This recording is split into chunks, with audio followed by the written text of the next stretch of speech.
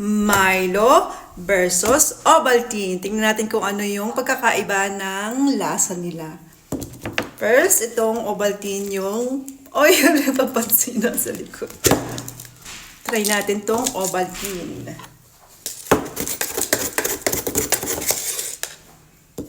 Ayan.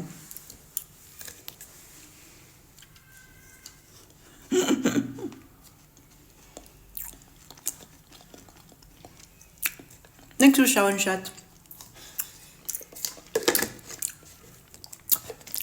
Tingnan natin kung ano yung matamis sa kanilang dalawa.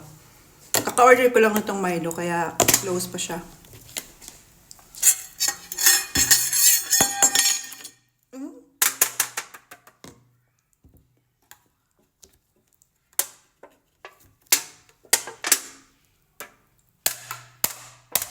Oy!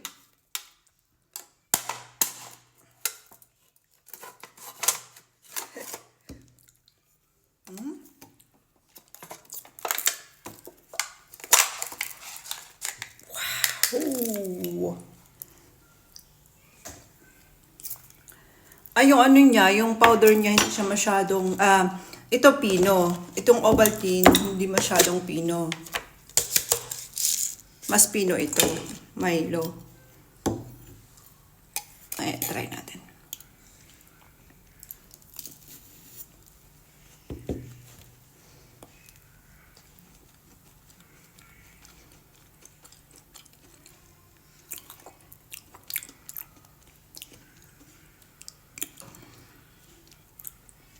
Parang lasang-lasang chocolate ito kaysa dito sa Milo.